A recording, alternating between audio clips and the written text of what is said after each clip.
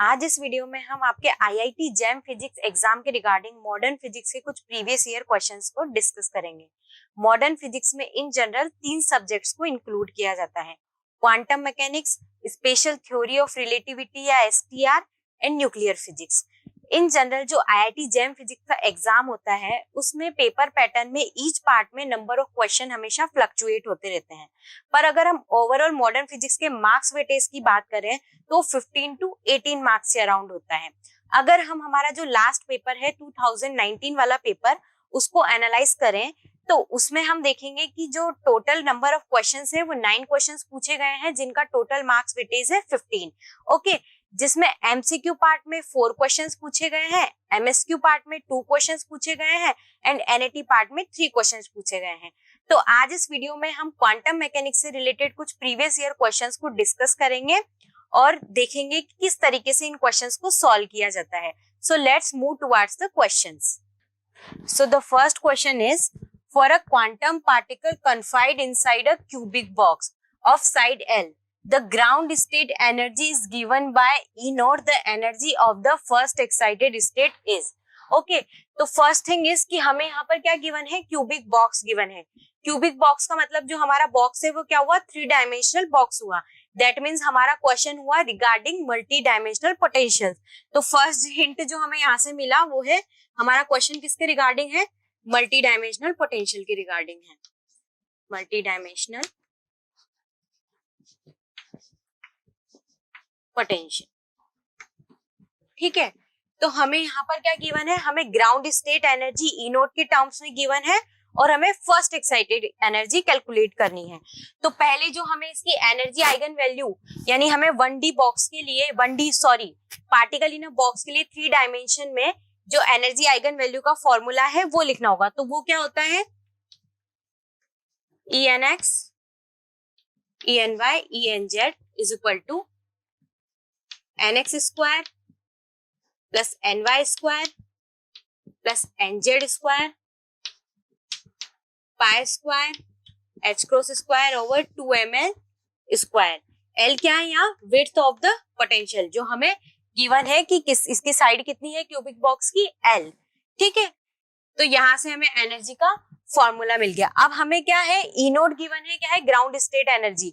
तो ground state के लिए NX is equal to NY is equal to NZ is equal to क्या हो जाएगा, 1। उस कंडीशन में जो हमारी ग्राउंड स्टेट एनर्जी होगी ई नोट वो क्या होगी, 3 पाई square H cross square 2ml square. अब हमें क्या कैलकुलेट करना है, फर्स्ट एक्साइटेड एनर्जी कैलकुलेट करनी है। तो फर्स्ट एक्साइटेड एनर्जी के लिए हम क्या कर सकते हैं, NX NY और NZ तीनों की वैल्यू क्या है, इक्वल है 1 1 1। तो हम किसी एक की वैल्यू 1 इंक्रीज करके इसको फर्स्ट एक्साइटेड एनर्जी को कैलकुलेट कर सकते हैं। तो उस कंडीशन में या तो हम ले सकते हैं 1 to 1 या फिर 2 1 1 या फिर 1 1 2, ठीक है। तीनों कंडीशन में हमारा आंसर क्या आएगा, सेम आएगा। तो क्वेश्चन डीजेनरेसी के रिगार्डिंग नहीं है तो हम कोई सा भी पेयर यूज कर सकते हैं। तो उस कंडीशन में ई नोट के टर्म्स में हमारी जो एक्साइटेड स्टेट की एनर्जी होगी वो क्या होगी, ENX ENY ENZ। इसको हम E1 से डिनोट कर देते हैं, फर्स्ट एक्साइटेड स्टेट की एनर्जी वो यहाँ पर होगी। सपोज हमने 2 1 1 लिया है तो NX का स्क्वायर यहाँ पे हो जाएगा 4 प्लस 1 प्लस 1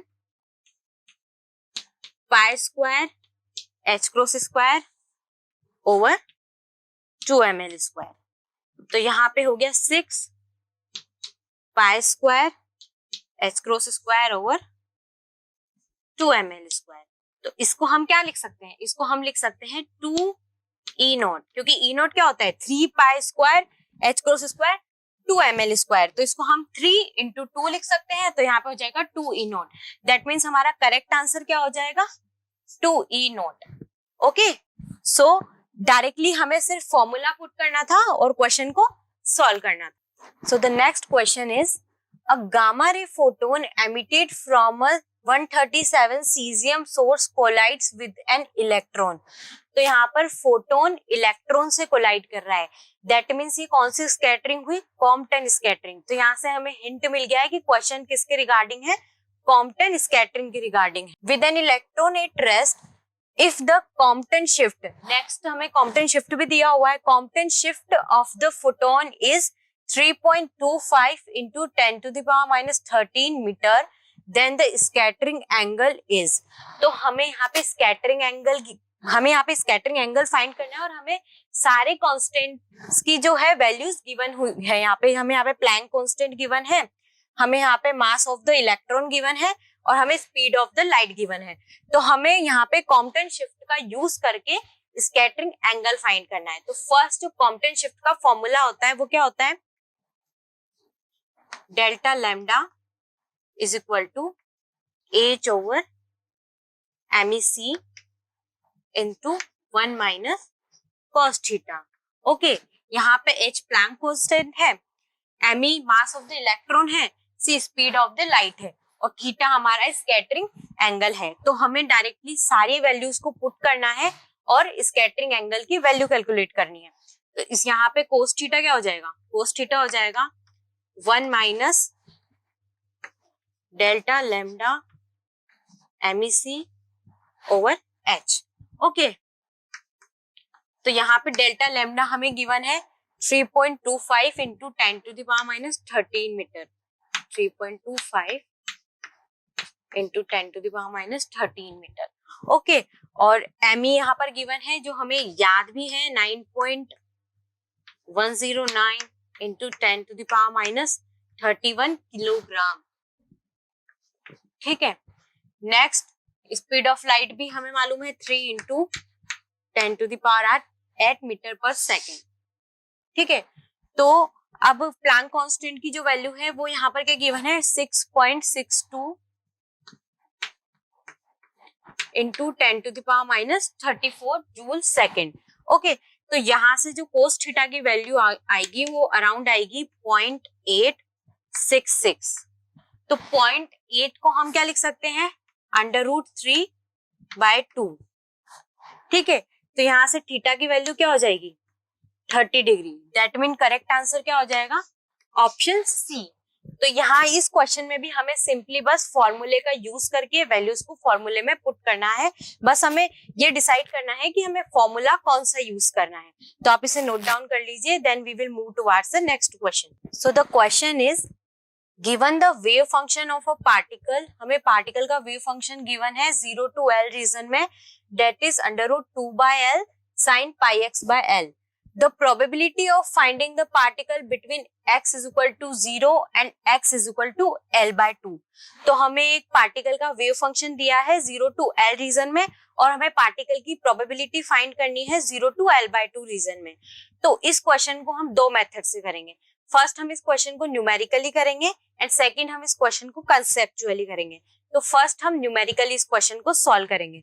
तो फर्स्ट मेथड में सबसे पहले हमें वेव फंक्शन गिवन है psi x is equal to √2/L sin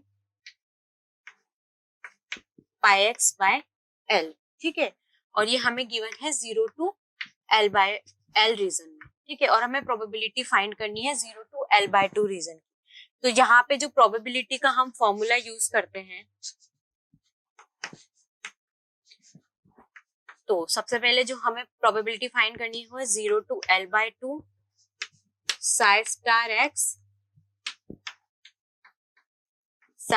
dx, और जो एंटायर रीजन है हमारा वो है 0 to L psi star x dx। Okay, अब यहाँ पे हमारा फंक्शन क्या है, रियल फंक्शन है, तो हम इसको Sai star x and Sai x को लिख सकते हैं मोड साई का स्क्वायर।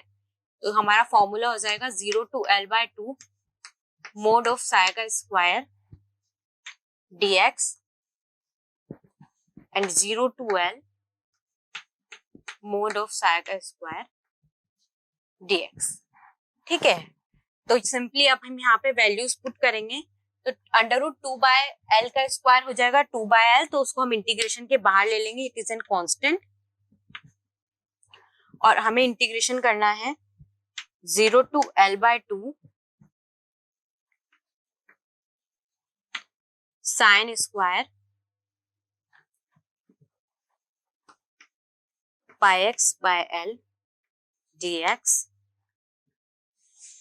और 2/l 0 to l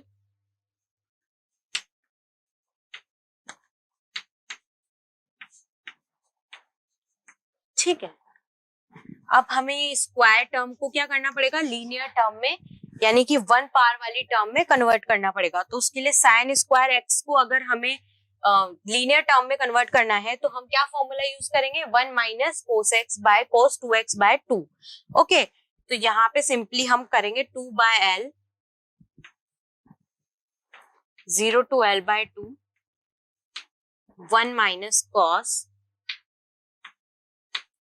2πx/l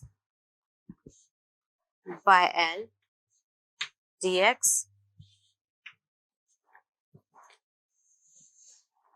and similarly 0 to l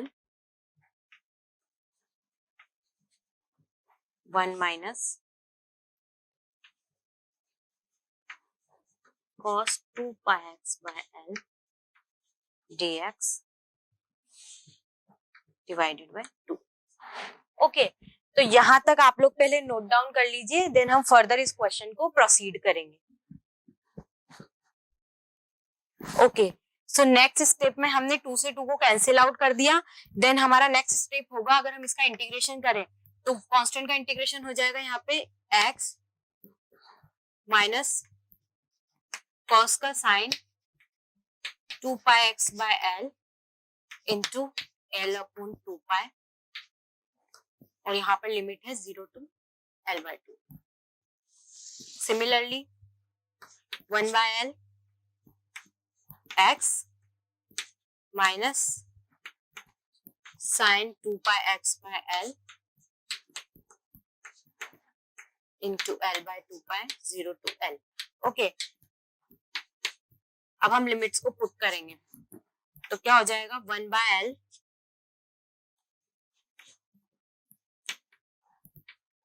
यहाँ पे बनेगा l/2 minus 0 that is l/2, और ये टर्म क्या हो जाएगी 0, क्योंकि साइन पाई भी 0 होता है, साइन 0 भी 0 होता है, तो ये टर्म हमारी हो जाएगी 0। सिमिलरली यहाँ पर बनेगा 1/l इंटू l माइनस, और यहाँ पर भी क्या हो जाएगा, साइन 2π भी हो जाएगा 0 और साइन 0 भी हो जाएगा 0, तो ये टर्म भी हो जाएगी 0।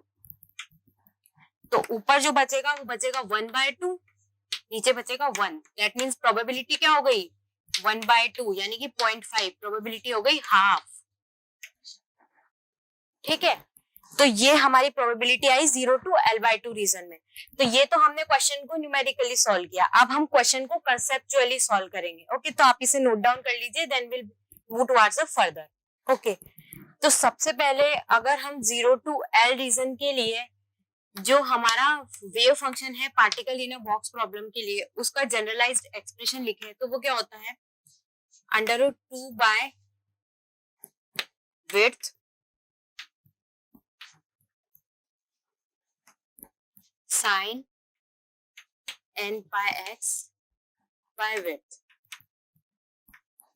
और यहाँ पे जो √2 बाय विड्थ होता है वो क्या होता है, नॉर्मलाइजेशन कांस्टेंट।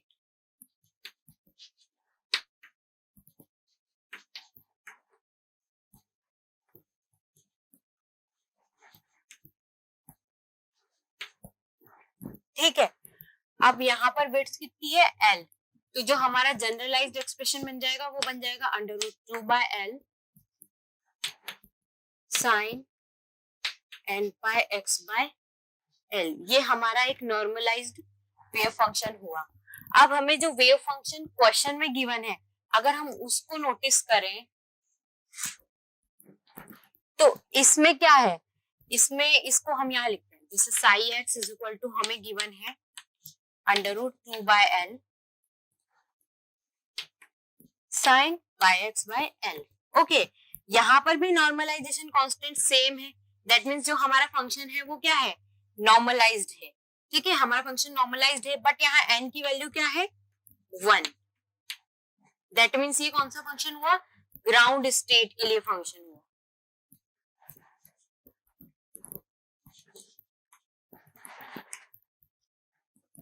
ठीक है, और फर्स्ट थिंग जो हमें ऑलरेडी पता है कि अगर हमारा फंक्शन 0 to l में डिफाइन है, तो जो एंटायर जो हमारा रीजन है उसमें हमारी प्रोबेबिलिटी हमेशा क्या होगी, 1 होगी। जो हमने अभी न्यूमेरिकली सॉल्व किया था उसमें भी जो हमें डिनोमिनेटर में टर्म आ रही थी वो क्या आ रही थी, 1 आ रही थी। दैट मीन्स जो हमारा एंटायर रीजन है उसके लिए जो प्रोबेबिलिटी होगी 0 to l रीजन के लिए, probability in 0 to l region वो हमेशा क्या आएगी, 1 आएगी। अगर कहीं भी क्वेश्चन पूरे एंटायर रीजन में पूछा जाए तो हमें डायरेक्ट प्रोबेबिलिटी 1 टिक करनी है। अब हमें क्वेश्चन में क्या पूछा है, 0 to l/2 के बीच में प्रोबेबिलिटी पूछी है, यानी कि हमें half of the potential well में प्रोबेबिलिटी पूछी है, तो उसको डायरेक्टली हम